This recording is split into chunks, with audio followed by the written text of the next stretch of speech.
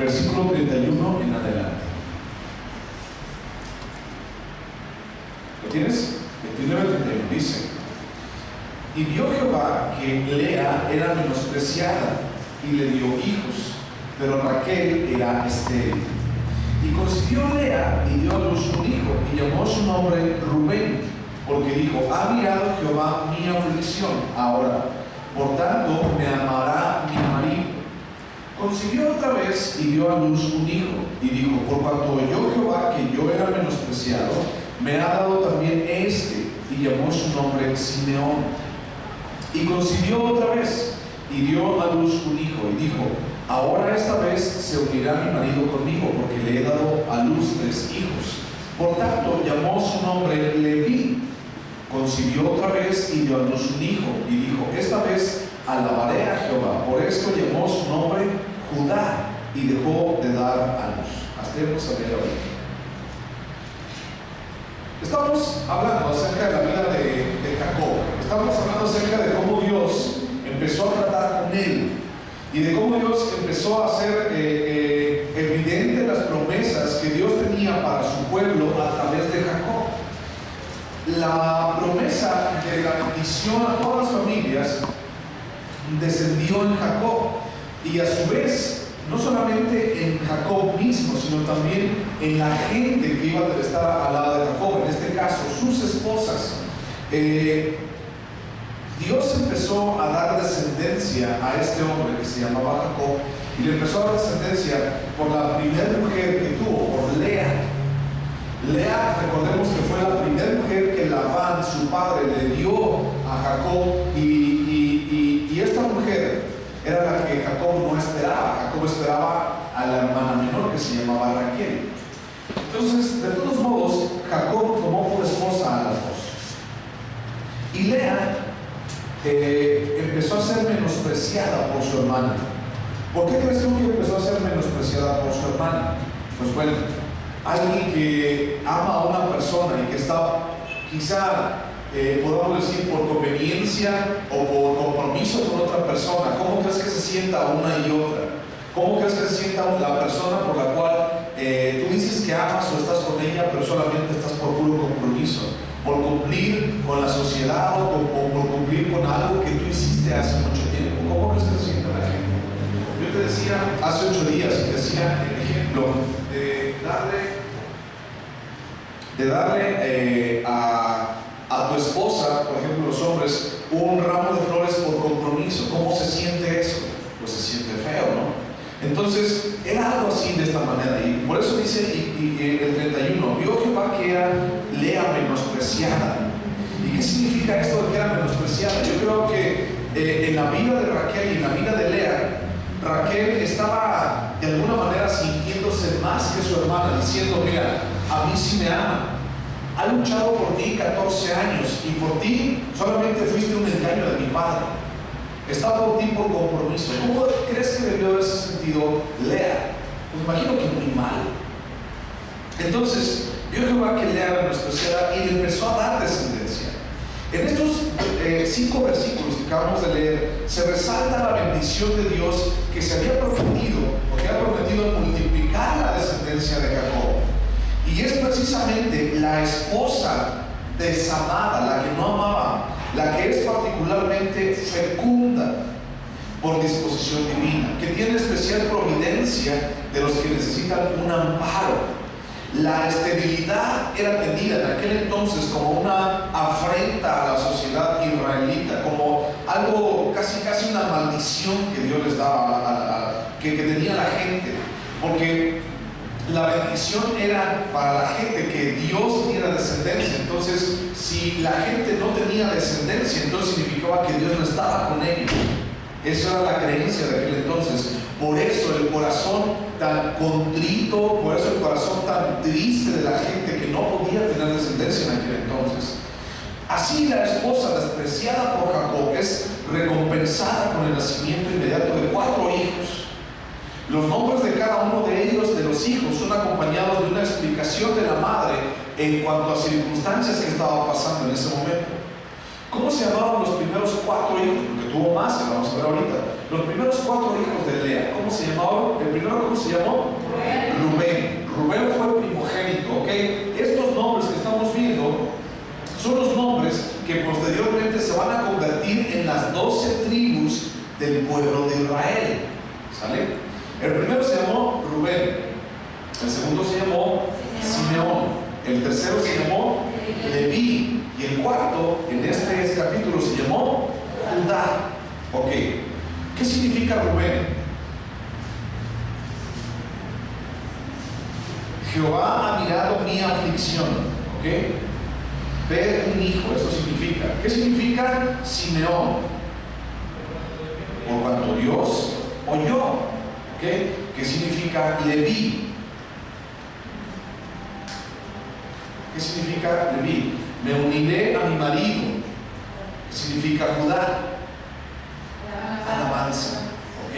Bueno, fíjate bien. De estos, bueno, Jacob tuvo 12 hijos varones. Y de esos 12 hijos se hicieron las 12 tribus de Israel. Si nos vamos más adelante en la historia del pueblo de Israel, hubieron 2 tribus que fueron especiales en todo el desarrollo de la historia del pueblo de Israel. Y esas 2 tribus que fueron especiales fue la tribu de Leví y la tribu de Judá. ¿Por qué fueron especiales esas tribus más allá que todas las otras tribus, los otros descendientes de Jacob? ¿Por qué fueron tan especiales? Porque los descendientes de Leví fueron los que llevaron el sacerdocio en el tabernáculo y posteriormente en el templo de Jerusalén. Los descendientes de Leví, de la tribu de Leví, no tenían una repartición de tierra cuando pudieron entrar a la tierra prometida. Cuando Josué les empezó a repartir a todas las tribus, mira, tú vas a tener este cacho de tierra, usted va a tener este otro cacho de tierra, y empezó a repartir. Sin embargo, Leví no les dio descendencia, no les dio tierra. ¿Y por qué no les dio? Porque se supone que el libro de Levítico dice que la descendencia y la herencia de los de la tribu de Leví era ¿quién? Dios mismo. Y por eso no podían tener descendencia, no podían tener una propiedad en aquel entonces. Ellos estaban guardados para el servicio a Dios en su entera vida. Dios suplía sus necesidades. Dios suplía cada una de las cosas que ellos tenían necesidad en su vida, tanto económicas como sociales, como necesidad de tener un lugar, un espacio donde vivir para tener a sus esposas. Dios suplía cada una de esas necesidades. Y la segunda tribu que fue significativa en esas 12 tribus y en la historia del pueblo de Israel fue la tribu de Judá. ¿Ok? Quiero adelantarles poquito, por ejemplo. Dentro del cautiverio, los 70 años que pudieron estar los israelitas en la tierra de los babilonios a mano de Nabucodonosor después de otros reyes, antes de eso, la Biblia dice que el reino de Israel se separó en 2 partes. La primera parte se llamaba el reino del norte, del cual lo conformaban esa parte, ese reino del norte, lo conformaban 10 tribus de las 12 que había anteriormente, entre ellas Rubén, Simeón y todos los demás, que vamos a ver más adelante. Y el reino del sur se llamaba Judá, y en ese reino del sur solamente había 2 tribus, las que restaban. ¿Cuáles eran esas 2 tribus que restaban? Adivina. Leví y Judá. Había una pequeñita parte de la tribu de Benjamín, pero en su mayoría era Leví y Judá. ¿Ok? Con el paso del tiempo, los nombres de las 10 tribus que estaban en el reino del norte desaparecieron. La gente desapareció, fue esparcida, llegaron saqueadores, llegaron personas que hurtaban, llegaron personas que los mataron, llegaron personas que los llegaron a desaparecer. Porque durante todo el tiempo del reinado, a partir de Salomón para adelante, los reyes que tuvieron y las cosas que hicieron, lo podemos ver en el libro de Jueces, hicieron las cosas mal. Y Dios los entregó a que fueran desaparecidos de la tierra. Después, también el reino del sur, Dios los lleva al cautiverio y Dios les empieza a dar reprimenda, les empieza a disciplinar de una manera impresionante y llevándolos cautivos a Babilonia. ¿Cuál es el nombre que actualmente le damos al pueblo de Dios? Ya no le decimos actualmente así en todo el mundo, aunque no les conozcamos, no le decimos Israel, el pueblo de Dios. ¿Cómo le conoce la gente? Como los judíos. ¿Sabes de dónde viene ese nombre de judíos, al cual son característicos este nombre para todos los descendientes de aquel entonces de Israel? Pues de la tribu de Judá. ¿Sabes por qué? Judá, judíos. ¿Sabes por qué? Porque en su mayoría, todas las otras 10 tribus, está fallando un poquito de color.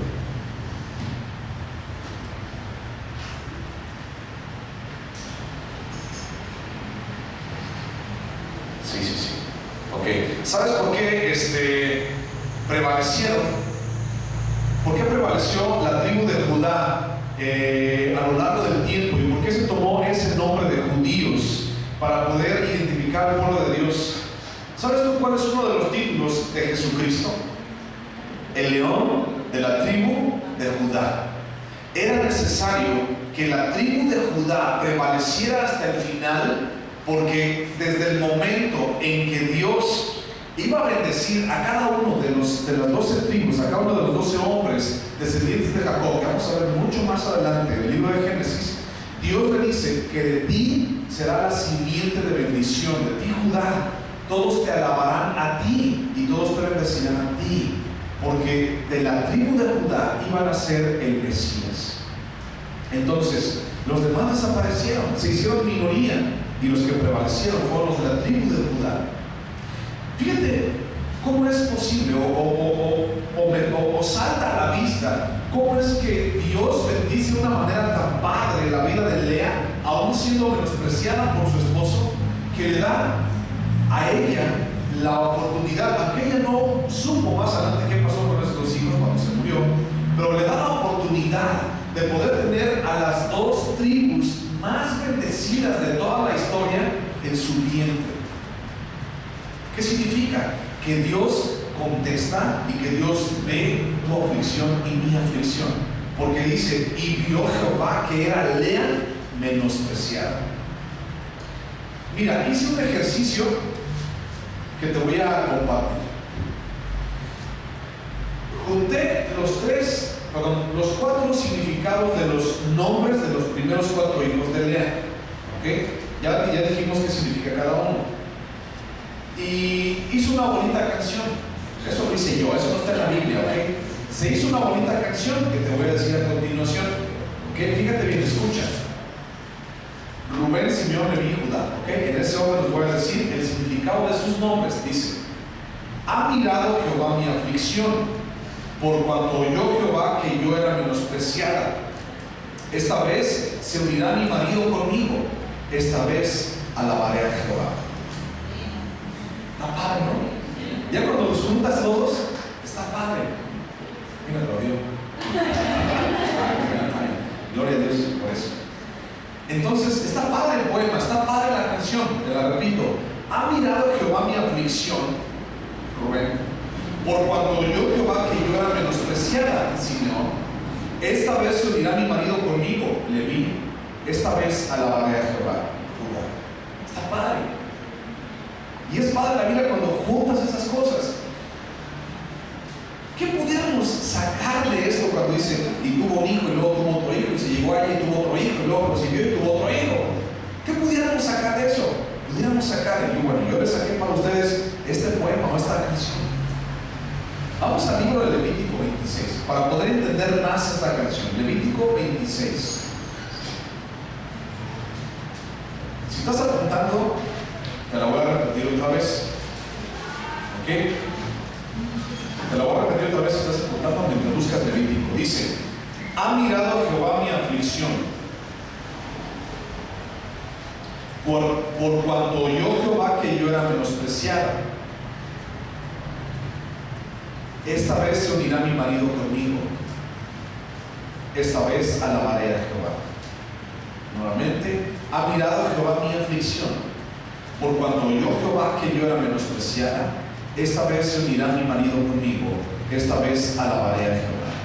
Tiene más significado espiritual del que tú crees. Mira, Levítico 26:9 dice, ¿lo tienes? Dice, 26:9 dice, está hablando Dios, dice, porque yo me volveré a vosotros y os haré crecer y os multiplicaré y afirmaré mi pacto con vosotros. A su pueblo le está diciendo Dios.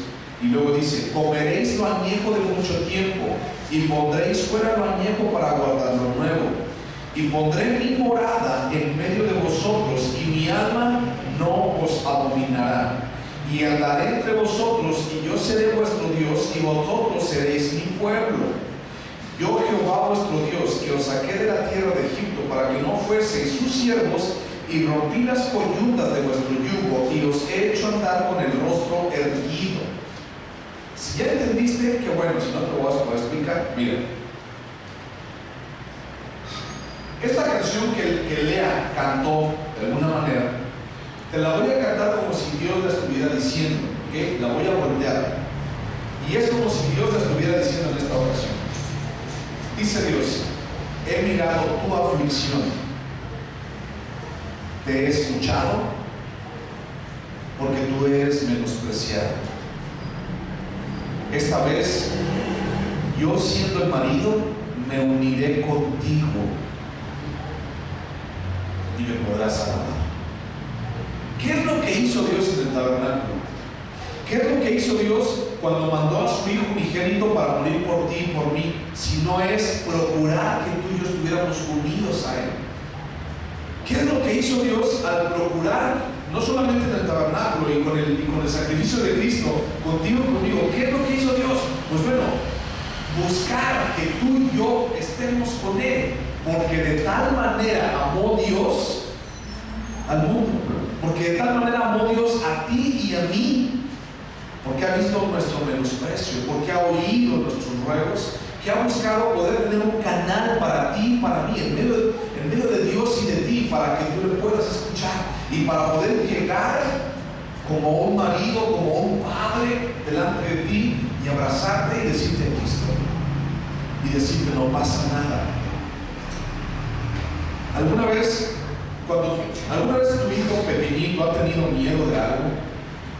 Por ejemplo, cuando se acuesta en su cuarto y está oscuro, por ejemplo, ¿no? Cuando le estás enseñando apenas a quedarse en su cuarto solo y de repente apaga la luz o cierra la puerta, no se quieren quedar ahí, ¿verdad que no?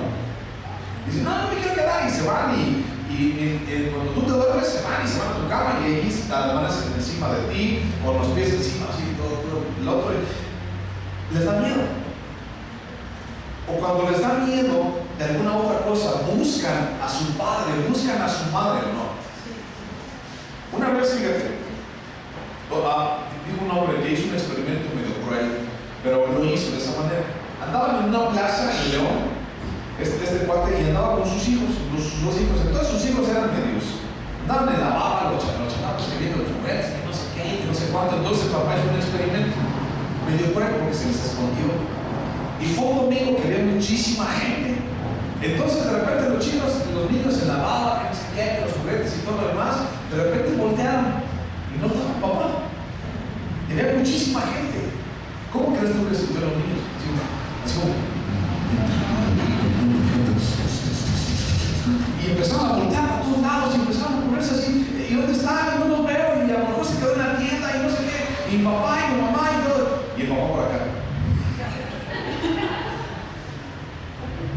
Y de repente, como ya un niño estaba casi a punto de llantos, como váyanse, aquí estoy. Entonces el niño fue, y ya en medio del llanto y de la desesperación, fue y se la fue a agarrar de las piernas del papá y le dijo, papá, porque sintió una desesperación.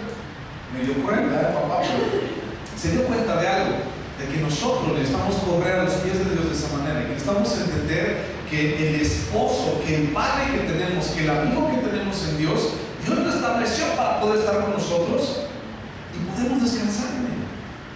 Y podemos decir, Señor, ha sido mucho el menosprecio hacia mí, Señor, ha sido mucha mi aflicción, tú me has oído y puedo hoy descansar en ti.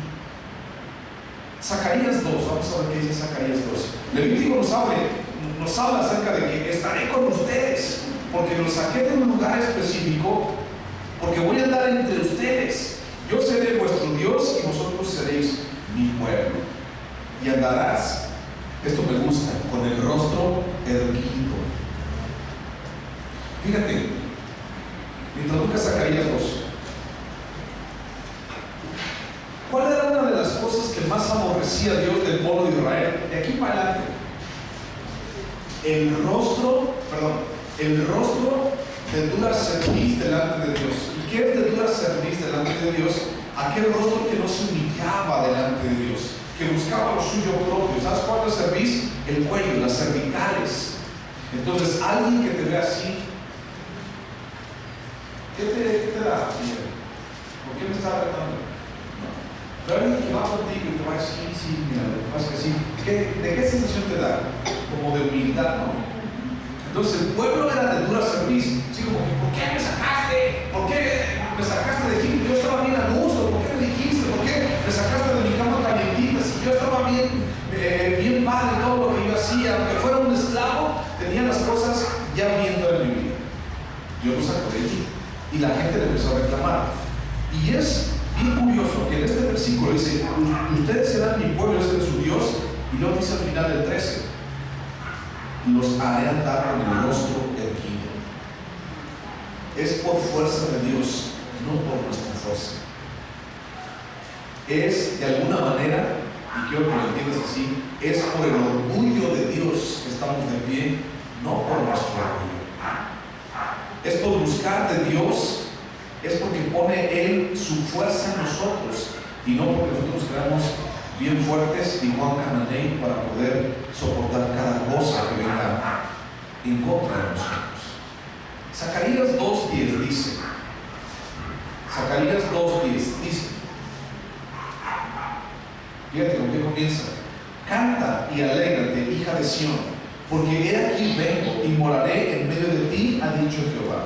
Y se unirán muchas naciones a Jehová en aquel día, y me serán por pueblo, y moraré en medio de ti. Entonces me conocerás que Jehová de los ejércitos me ha enviado a ti. Y Jehová poseerá a Judá, su heredad en tierra santa, y escogerá aún a Jerusalén.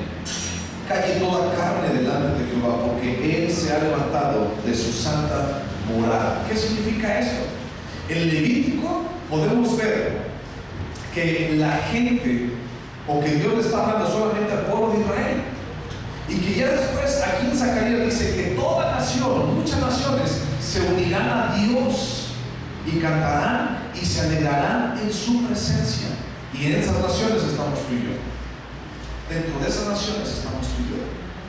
Te repito la canción: ha mirado Jehová mi aflicción, por cuanto yo, Jehová, que yo era menospreciada, esta vez se unirá mi marido conmigo, esta vez alabaré a Jehová.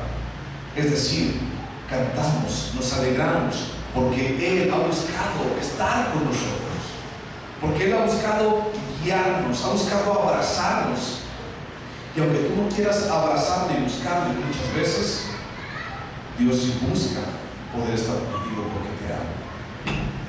Regresate a Génesis. Vamos a seguir leyendo los siguientes versículos. Génesis capítulo 30 dice: viendo Raquel que no daba hijos a Jacob, porque Raquel era estéril, tuvo envidia de su hermana. ¿Tuvo qué? Envidia. Y decía a Jacob: dame hijos, o si no, me muero. Y Jacob se enojó contra Raquel y dijo: ¿soy yo acaso Dios que te impidió el fruto de tu vientre? Y ella dijo: he aquí mi sierva Bilha, llégate a ella y dará a luz sobre mis rodillas, y yo también tendré hijos de ella. Así le dio a Bilha su sierva por mujer, y Jacob se llevó a ella, y concibió Bilha y dio a luz un hijo a Jacob. Dijo entonces Raquel: me juzgó Dios, y también oyó mi voz y me dio un hijo, por tanto llamó su nombre Dan. Concibió otra vez Bilha, la sierva de Raquel, y dio a luz un segundo hijo a Jacob. Y dijo Raquel: con luchas de Dios he contendido con mi hermana, y y he vencido, y llamó su nombre Neftalí. Viendo pues Lea que había dejado de dar a luz, tomó a Silpa su sierva y la dio a Jacob por mujer. Y Silpa, sierva de Lea, dio a luz un hijo a Jacob. Y dijo Lea: vino la ventura, y llamó su nombre Gad. Luego Silpa, la sierva de Lea, dio a luz otro hijo a Jacob. Y dijo Lea: para dicha mía, porque las mujeres me dirán dichosa. Y llamó su nombre Aser. Hasta ahí. Raquel, ¿qué tenía en contra de su hermana? La envidiaba. Bueno, fíjate. Necesitamos entender la situación de Lea, de Raquel, de Jacob y de las siervas también.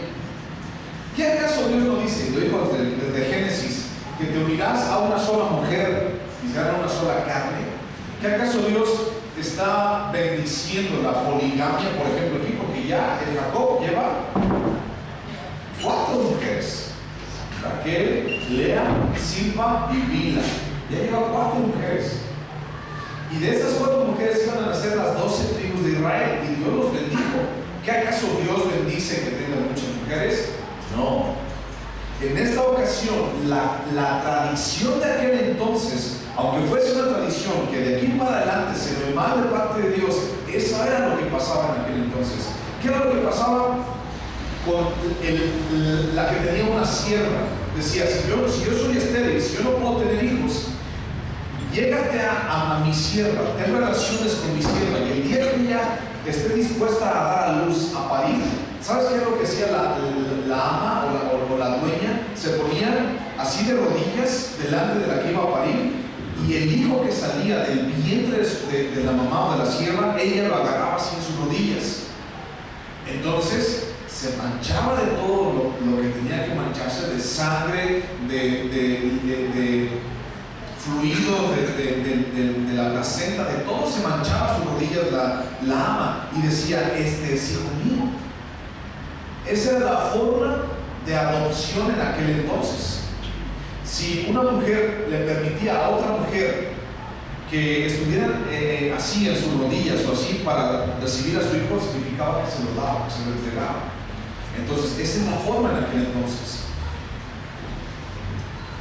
Y pudieran decir cualquier hombre de afuera, y digo cualquier hombre de afuera que no conoce a Dios: ¡ah, qué gusto! Tengo 2 esposas, y esas 2 esposas tienen 2 siervas, y esas 2 siervas ya tengo 4 mujeres. Y puede decir cualquier hombre de afuera, ¿verdad, hombres? Cualquier hombre de afuera puede decir: ¡qué padre! ¡Qué a gusto! Mira qué conchudo. Pudiera decir cualquier persona de allá, pero tú y yo no. Eso fue lo que pasó en aquel entonces, ¿okay? Eso fue de la manera como Dios hizo las cosas en ese entonces. A veces Dios obra de maneras irracionales y de maneras ilógicas para ti y para mí, ¿okay? No podemos decir que la Biblia se contradice, porque aquí tuvo 4 esposas y luego Dios dice que nomás ten una. No podemos decir eso. Podemos decir que fue el tiempo en que pasó de esta manera. Así como Dios bendijo la vida de Jacob por medio del engaño, ¿te acuerdas? Dios lo quiso de esa manera. Bueno, sin entrar en más asuntos teológicos, Raquel envidiaba a su hermana. La envidia, ¿qué es la envidia? ¿Quién me pudiera definir la envidia?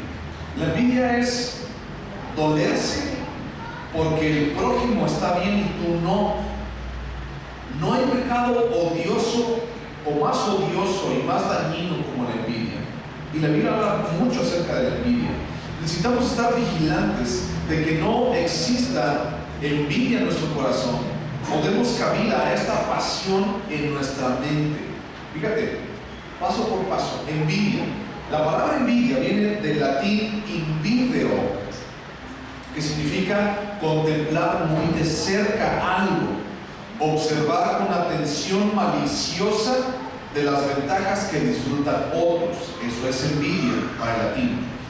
Luego, el hebreo también tiene su palabra para envidia, y la palabra en hebreo es kinae, que significa quemadura Y luego significa el color del rostro ante una emoción profunda y como consecuencia de una quemadura, ¿qué pasa? Arde. Eso es en hebreo envidia, kinae. ¿Okay? Vamos al libro de Proverbios 14:30. ¿Qué dice? Proverbios 14:30. Voy a hablar un poquito acerca de la envidia, porque eso es lo que estaba pasando en la vida de Raquel. Proverbios 14:30 dice, ¿lo tienes?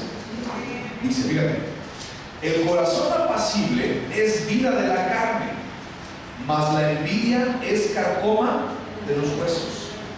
La envidia es carcoma de los huesos. Mira, ¿alguno de ustedes sabe qué es una carcoma o qué es carcoma? Le voy a explicar lo que es un carcoma. Carcoma es algo así como parecido al cáncer. ¿Alguna vez has tenido una muela picada? Por ejemplo, una muela así toda negra que le tiene que intervenir el dentista y que tiene que ser así todo eso. ¿Alguna vez te ha hecho eso el dentista? ¿Okay? Y tú dices, fíjate, lo más padre del asunto de las muelas picadas es que tú piensas que no está picada. ¿Okay? Pero cuando el dentista empieza a meterse con sus... ¿Qué te da? Es que es así. Cuando el dentista empieza a meterse hasta adentro, se mete hasta bien profundo, porque dice, es que está bien profunda la raíz de esta caries, ¿ok? Eso es una carcoma, está bien profunda. Entonces, es que nomás era un puntito, es que nomás vengo que me limpie un poquito así, porque a veces también llega a doler ese llega a doler. Entonces, se va hasta bien profundo, casi hasta la raíz en algunas ocasiones. Aunque solamente hay una manchita por encima, se puede ir hasta lo más profundo. Y a veces las piezas dentales que están muy carcomidas por dentro, que tienen mucha caries por dentro, tienen que extraerlas. Y a veces en la extracción se rompen porque ya no tienen cuerpo adentro, porque solamente es el puro estuchito. Lo puro blanquito se llama el esmalte. Ya no solamente es eso, y cuando lo sacan con una pinza, se troza, se rompe, se hace pedacitos. ¡Ay, mi muela estaba bien bonita! Pues sí, pero estaba toda carcomida por dentro. ¿Ya ha pasado eso alguna vez con esto? Mira, la envidia es eso. Y Dios hace mucho énfasis al pueblo de Dios, a ti y a mí, en tener cuidado en cuanto a la envidia. ¿Ok? La envidia carcome los huesos. ¿Y por qué precisamente los huesos? ¿Qué son los huesos? A ver, pálpate tú. A ver. Agarra tus huesos, ¿no? Agarra tus rodillas, aunque truenen, agarra tus rodillas y agarra tus huesitos. ¿Ok? Ya agarras tus huesitos. ¿Qué te dan tus huesos a tu cuerpo? Te dan sostén. Te dan una estructura, ¿verdad? Algunos somos de hueso grande, pues te da estructura. Te da la estructura de tu cuerpo. Si tú y yo no tuviéramos huesos, seríamos como un pedazo de carne gelatinosa, así, todo aplastado, sin ton ni son. Es más, no pudiéramos vivir. Porque, por ejemplo, nuestros pulmones necesitan una cavidad que se llama la cavidad torácica, las costillitas estas que te dan mucha risa, para poder inflar y para poder exhalar el aire que tienes para poder vivir. ¿Sí? El corazón estaría todo, si no tuvieras huesos, estaría todo aplastado por el estómago, porque a uno nos gusta comer demasiado, entonces estaría aplastado por el estómago y no podía vivir, no pudiera mandar toda la sangre, estarían las venas todas tapadas y todas agarradas así como una manguera que agarras hacia la mitad para que no salga agua. Estarían todas de esa manera porque no tenemos una estructura ósea. Es importante tus huesos, son muy importantes para ti y para mí. Si no tuviéramos huesos, no pudiéramos vivir. Estamos diseñados para tener huesos. Ahora, en base a lo que dice Pablo en 1 Corintios, dice, tú y todos tenemos huesos. Pablo nos dice que el cuerpo de Dios, la iglesia de Dios, es un ente vivo, es un organismo vivo, ¿cierto? Y que ese organismo vivo tiene partes, es decir, algunos, dice, unos son llamados para ser mano, otros son llamados para ser un pie. Cada una de las cosas y de las piezas en la iglesia de Dios forma el cuerpo de Dios, un organismo vivo, ¿cierto? Entonces tú y yo como iglesia local, MSI, formamos parte de un cuerpo universal que es la iglesia de Dios redimida por la sangre de Cristo, no solo en Silao, sino en México y en todo el mundo. Cada uno de nosotros, desde nuestro ministerio o servicio a Dios, formamos parte del cuerpo que se llama MSI o la iglesia. Cada uno formamos parte de eso, ¿vale? Si la iglesia es un cuerpo, nosotros somos un cuerpo, un organismo vivo. Y ese organismo vivo, entre nosotros, que somos cuerpo, hay envidia. ¿Qué crees que pasa según la Biblia? Carcome la estructura del cuerpo. ¿Me explico? Si hay o hubiese, espero que no, envidia entre nosotros mismos, eso carcome la estructura de la iglesia. ¿Y sabes qué pasa con una iglesia que no tiene, que es carcomida por dentro y que no tiene estructura sólida? ¿Sabes qué es lo que le pasa? Se muere. Se muere. ¿Qué nos pasa aquí a mí si no tuviéramos huesos? Nos morimos. ¿Qué le pasa al cuerpo de Dios si no tiene estructura? Nos morimos. Ten cuidado con la envidia, porque la envidia a su vez provoca celos. ¿Qué dijimos que era la envidia? Es dolerse, ardor, como una quemadura en el hebreo, porque el prójimo está bien y a lo mejor tú no. Pero déjame decirte que cuando la envidia provoca celos, los celos siempre traerán una vendoleta a nuestros ojos, y esa vendoleta nos va a cegar cada vez que queramos ver algo más. Nos va a impedir ver lo demás que tenemos en nuestra vida y las bendiciones que Dios ha tenido a tu vida. Supongamos, fíjate,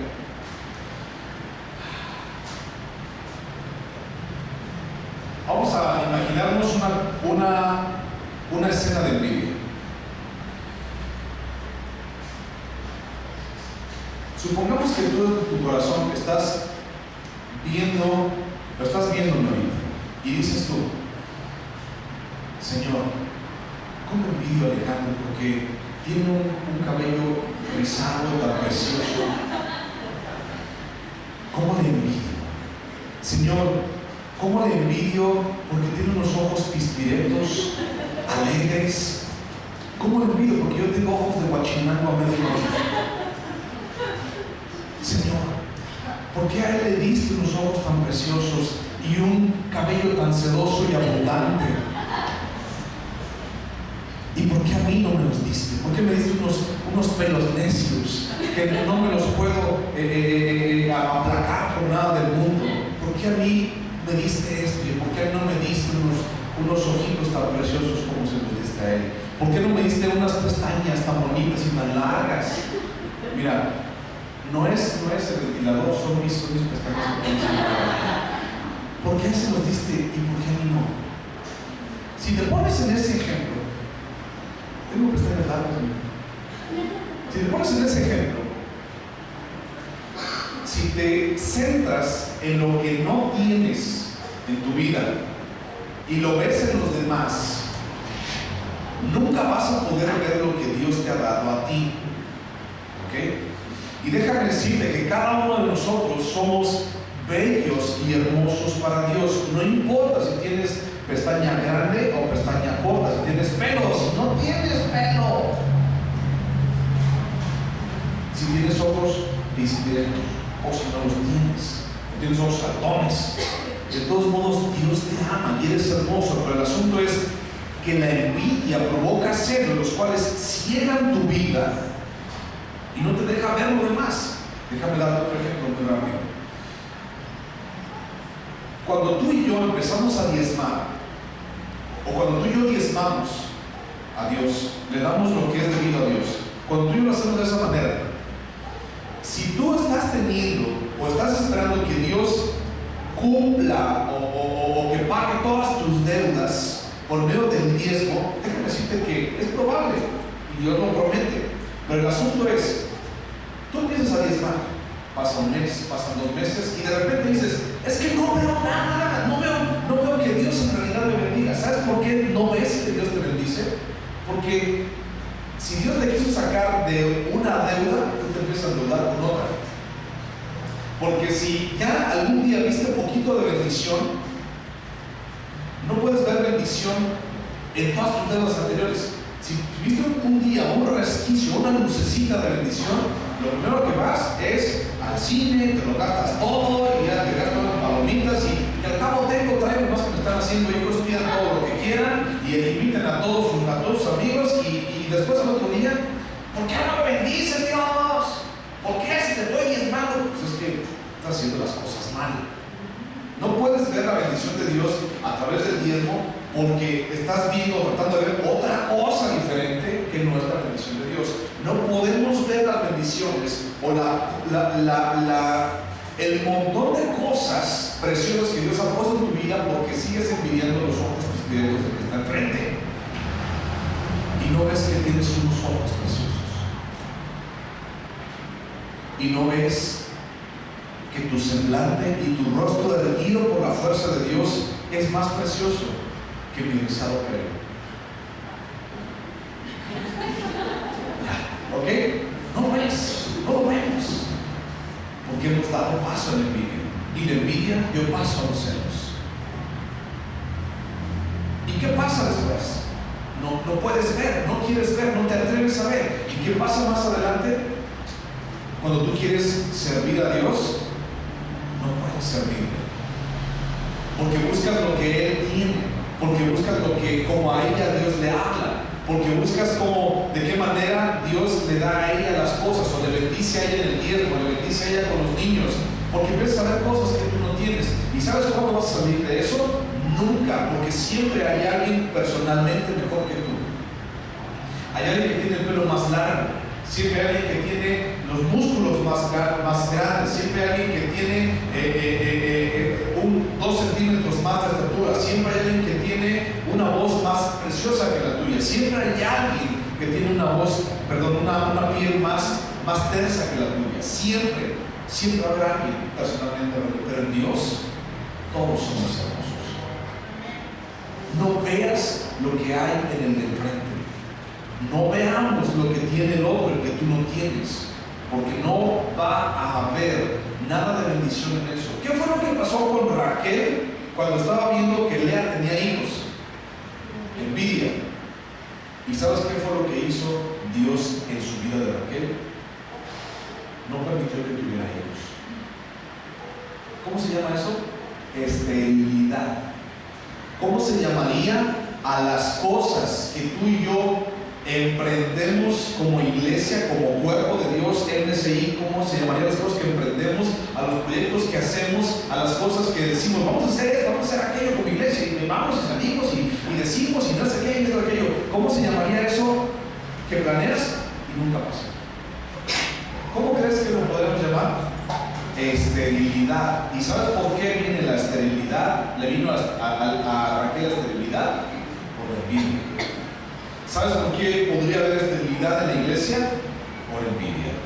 Porque al final de cuentas, la envidia ha carcomido la estructura ósea del cuerpo en el cual estamos y el cual no se puede sostener por sí mismo.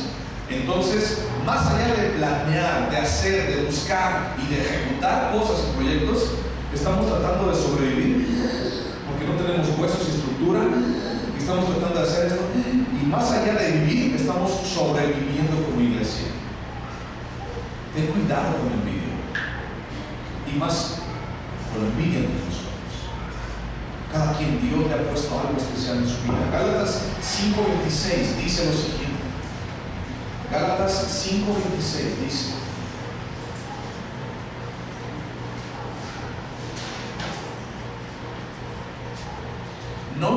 seamos vanagloriosos, irritándonos unos a otros, envidiándonos unos a otros. La envidia corroe, pudre la estructura de un organismo desde adentro.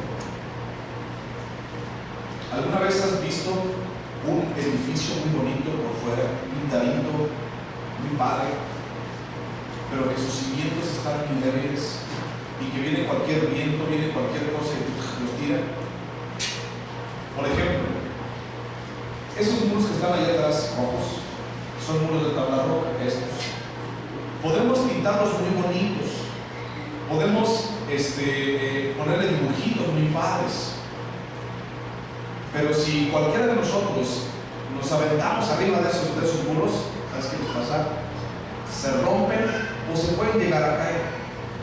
Es decir, no tienen una estructura sólida, no están hechos de ladrillo. Y así pudiera ser nuestra iglesia.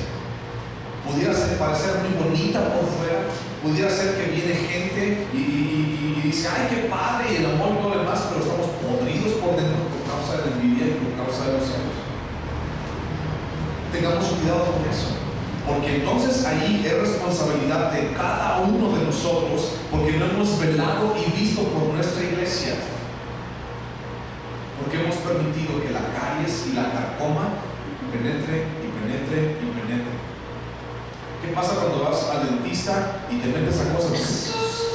¿Qué pasa? A veces duele, pero tiene que hacerlo y limpiar para que la pieza dental siga funcionando. Quizá puede dolerte la palabra esta que estoy diciendo, quizá te va a doler más adelante, o quizá es difícil para ti no trabajar con esa envidia, pero es necesario que a veces duela para que sea limpiado por Dios. Jacob, vamos a regresar a Génesis. Jacob, convencido por Raquel, tomó a Bilha como esposa para que, conforme a las costumbres de la época, sus hijos fueran de su señor.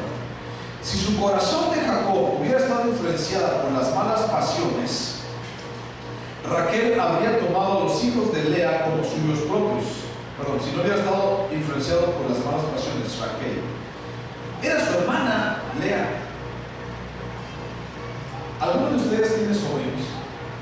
¿Algunos de ustedes han llegado a tener sobrinos? Y esos niños que tú ves, los quieres a veces como tuyos, ¿no?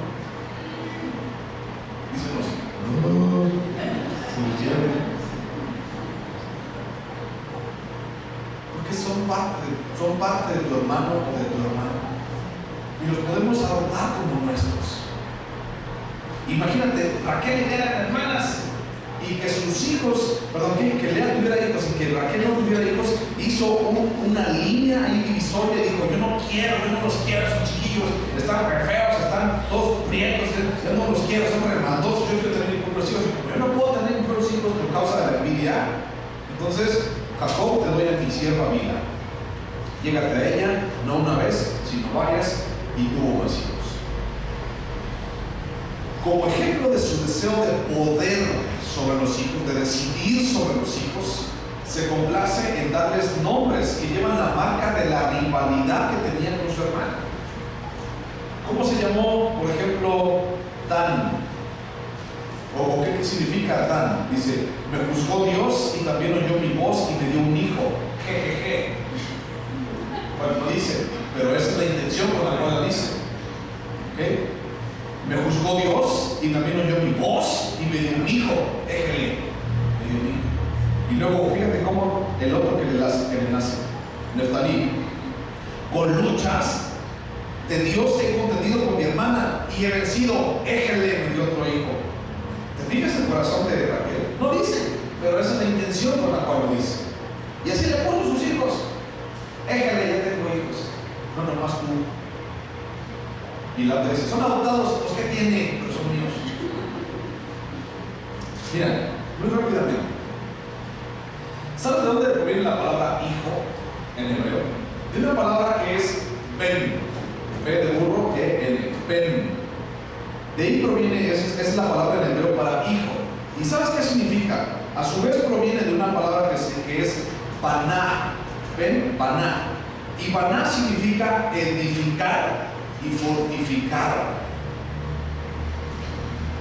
Vamos a ver dos mujeres que también fueron estériles. Rebeca, Génesis 25, 21. ¿Qué dice? Rebeca, Génesis 25, 21 dice: al ver Isaac a su esposa que era estéril, Génesis 25, 21 dice: y oró Isaac a Jehová por su mujer, que era estéril. Y lo aceptó Jehová y concibió Rebeca su mujer, y después dio a luz a Jacob y a Esaú. Luego vamos a ver otra mujer que también era estéril, Ana. Primer libro de Samuel, capítulo 1. Primero de Samuel, capítulo 1. Vamos a ver qué dice. ¿Tienes? 1, 2 dice. El Cana era un hombre, dice. Y el Cana, y él tenía dos mujeres. El nombre de una era Ana y el de la otra Penina. Y Penina tenía hijos, mas Ana no tenía. Luego versículo 6. Y su rival, o sea Penina, a Ana, la irritaba, enojándola y entristeciéndola, porque Jehová no le había concedido tener hijos, es decir, le hacía bullying. Entonces ya toda la vida es bullying. Si te molesta, es bullying. Entonces le hacía bullying, le decía: yo tengo hijos y tú no, lerolero, patas de cuerda, lerolero, candelero. Así le decía, y la irritaba, y la enojaba, y la entristecía. Y luego 9, versículo 9. Y se levantó Ana después que hubo comido y bebido en Silo. Y mientras el sacerdote Elí estaba sentado en una silla junto a un pilar del templo de Jehová, ella con amargura de alma oró a Jehová. Y oró abundantemente e hizo voto diciendo: Jehová de los ejércitos, si te dignares mirar la aflicción de tu sierva, y te acordares de mí, y no te olvidares de tu sierva, sino que dieres a tu sierva un hijo varón, yo lo dedicaré a Jehová por todos los días de su vida, y no pasará navaja sobre su cabeza. Esa costumbre se llamaba nazareo. ¿Okay? Y luego el 19 dice, versículo 19, 1:19. Y levantándose de mañana, adoraron delante de Jehová, él y su esposa, el Cana y Ana, los dos, y volvieron y fueron a su casa en Ramá. Y el Cana se llevó a Ana, o sea, se acostaron, su mujer, y Jehová se acordó de ella. Aconteció que al cumplirse el tiempo, después de haber concebido, Ana dio a luz un hijo y le puso por nombre Samuel, diciendo: por cuanto lo pedí a Jehová. ¿Cuáles eran los nombres que le puso Raquel a sus hijos por menos de vida? Éjele, yo sí tengo hijo. Éjele, me dio otro. ¿Y cómo le puso Ana a su hijo? Por cuanto lo dio. ¿Te fijas la referencia? ¿Te fijas la actitud de Raquel y la actitud de Ana? La actitud de Raquel y la actitud de Rebeca. ¿Qué fue lo que hizo Rebeca? Isaac y Rebeca fueron y oraron a Dios. Y luego Ana fue y oró a Dios. Y Raquel fue y no oró a Dios. Le dijo: te ruego que te digas a Biblia. Le rogó y el otro cooperó. Bueno, vamos a otra vez a Génesis 30, vamos a ver más adelante qué pasó. 30:14 dice: fue Rubén en tiempo de la siega de los trigos. ¿Quién era Rubén? El mayor. Y halló mandrágoras en el campo y las trajo a Lea su madre. Y dijo Raquel a Lea: te ruego que me des de las mandrágoras de tu hijo. Pausa para explicarte esto de las mandrágoras. Las mandrágoras se consideran como frutos afrodisíacos en Oriente, que inducen a la fertilidad de las mujeres, dado que la raíz o el tubérculo de paz. ¿Conocen los camotes? ¿Cómo son? Bueno, hay una plantita del camote que sale así en la tierra y luego saca el camote y sale toda la raíz, que es el tubérculo. ¿Okay? Otro ejemplo del tubérculo es una zanahoria. Una zanahoria es un tubérculo. La planta está arriba y la raíz está abajo. Lo que nos comemos tú y yo es la raíz. Otro ejemplo de raíz o tubérculo es una jícama. La planta está arriba y la raíz está grandota, chonchota, gordota. Es lo que nos comemos en la raíz. Las mandrágoras lo que utilizaban era la raíz. ¿Y sabes por qué se consideraba como un afrodisíaco o fertilidad? fertilidad, porque la raíz, ¿cómo es la llama? Tiene forma de pelota, ¿no? ¿Cómo es la zanahoria? Bueno, es así recto, ¿no? ¿Cómo es la cebolla? También es como un bulbo, como un foco. Las mandrágoras tienen forma de un tronco de un humano. Es decir, es como un muñeco, como una muñeca abajo. La raíz forma como una muñequita. Y por eso los de Oriente decían, si no te comes la mandrágora o si no comes los frutos, es de fertilidad. Y va a traer fertilidad a tu vientre, porque es como si estuvieras incitando a tu cuerpo a que tuviera un hijo. Esa forma es, ¿ok? Bueno, eso fue, y por eso le dijo, dame de las mandrágoras que trae Rubén. Le dijo a Lea, y luego seguimos leyendo. 15. Y Lea respondió, es poco que has tomado mi marido, sino que también te has de llevar las mandrágoras de mi hijo. Y dijo Raquel, pues dormirá contigo esta noche por las mandrágoras de tu hijo. Se las vendió, le dijo, mira, yo no sé qué fue lo que pasó porque no dice, pero muy seguramente Jacob, como amaba más a Raquel, pues estaba más tiempo con Raquel y menos con Lea. Y con Lea nada más iba a cumplir sus deberes, ¿no? Pero con Raquel sí la amaba y la abrazaba, imagino yo, ¿no? La abrazaba y la agarraba y le mandaba flores, chocolates y le decía, mi amor. Y la otra decía, Lea, échame la camisa. Lea, hazme de comer. Lea, ya vine, tengo hambre. Y a Raquel, sí, mi chiquita preciosa, ¿qué se le antoja? Una nieve de qué sabor. Entonces, a Raquel me imagino yo, las acabo de dar la vuelta. A Lea la dejaba planchando la ropa y lavando los trastes. Entonces, le reclama a Lea, le dice, tienes a mi marido y ahora te vas a llevar también las mandrágoras de mi hijo. Y Raquel le dijo, ¿te lo cambio las mandrágoras por una noche con mi mamá? Y ella dijo, ¡zas! Ya estás. Cuando pues volvía del campo a la tarde, salió Lea a él y le dijo, llégate a mí, porque a la verdad te he alquilado, qué feo se ve, por las mandrágoras de mi hijo.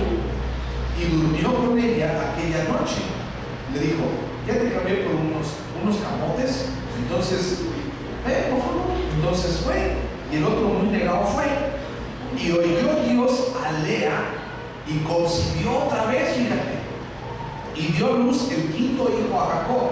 Y dijo Lea, Dios me ha dado mi recompensa por cuanto di mi sierva a mi marido. Por eso llamó su nombre Isaac. Luego, después concibió Lea otra vez. Las mandrágoras no sirvieron para Raquel, sirvieron para Lea.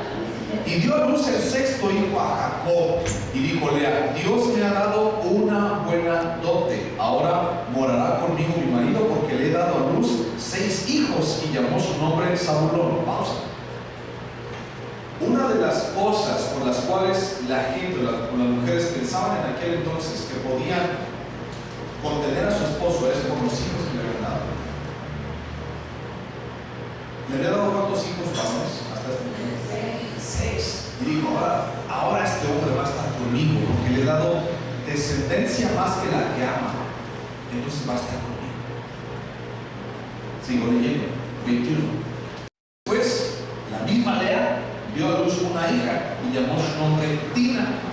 Aquí pues no le dan tanta importancia a Dina, pero vamos a ver qué fue Dina más adelante. Y se acordó Dios de Raquel. Fíjate hasta dónde se acuerda Dios de Raquel. Hasta 22. Y la oyó Dios y le concedió hijos. Y concibió y dio a luz un hijo. Y dijo, Dios ha quitado mi afrenta. Y llamó su nombre José, diciendo, añádame Jehová otro hijo. Después de cuánto tiempo Raquel entendió que no se puede llegar al corazón de Dios por causa de lo que ella puede hacer con sus manos, por causa de sus decisiones. Dice, oyó Dios a Raquel. Para que Dios pueda escuchar a una persona, la persona tiene que hablar antes. Señor, no te puedo escuchar si tú no me hablas, ¿no? De repente me ves en una calle y paso un lado de ti, no te saludo. Pues no, a lo mejor porque no te vi, porque no te escuché. Si tú no oras a Dios, entonces Dios no te puede escuchar. Si tú no buscas a Dios, entonces Dios no puede dejarse encontrar. Si tú no le hablas a Dios, entonces Dios no te puede responder. Y muy probablemente Raquel entendió que tenía que llegar a Dios, que tenía que buscar de Dios, que tenía que decirle: Señor, ayúdame, porque ya es demasiado, Dios. Ya le diste hijos a Lea, ya le diste hijos a Bila, ya le diste hijos a Silpa. Yo no he tenido hijos. No dice de qué manera lo hizo, pero hasta este momento Raquel habló con Dios, pidió a Dios, y Dios dice: oyó a Raquel y se acordó de ella y le dio hijos.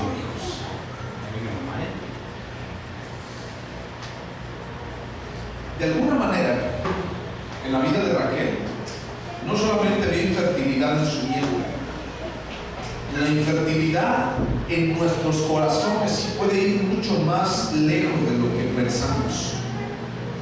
Y tomando la premisa de la construcción y fortificación que significan los hijos en nuestra vida, nunca llegaremos a ser la estatura del ser humano o el varón perfecto en Cristo si no removemos el carcoma en nuestros huesos o de nuestros huesos.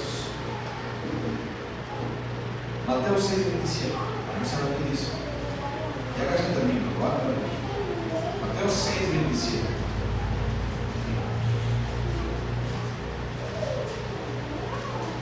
¿Tienes? 6:27 dice Jesús: ¿quién de vosotros podrá, por mucho que se afane, añadir a su estatura un codo? Un codo es más o menos un codo.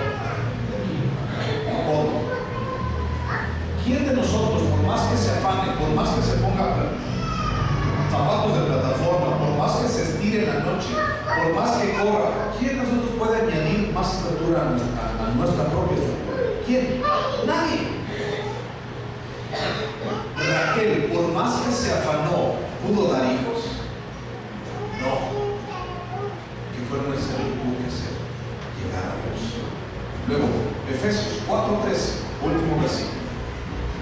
Efesios 4:13 dice, ¿está? Dice Efesios 4:13: hasta que todos lleguemos a la unidad de la fe y del conocimiento del Hijo de Dios, a un varón perfecto, a la medida de la estatura de la plenitud de Cristo.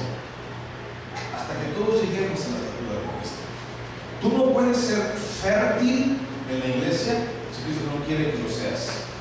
Y tú no puedes ser fértil si hay envidia en tu corazón. Y la iglesia no puede ser fértil si todos contribuimos a que esa envidia esté en nuestra iglesia. No podemos, por más que querramos hacer proyectos, hacer cosas nuevas en la iglesia, llevar ayuda a los necesitados, ir a predicar al jardín, ir a predicar a la cárcel, ir a predicar a las viudas, a los huérfanos, no podemos añadir un codo más a la estatura de nuestra iglesia si seguimos en envidia y con nuestros huesos carcomidos por dentro. No los tuyos, los del cuerpo de Cristo, los de la iglesia. Por lo tanto, ten cuidado con la envidia, porque provoca celos y provoca infertilidad espiritual en nuestra vida y en la iglesia. Ponte en pie, por favor.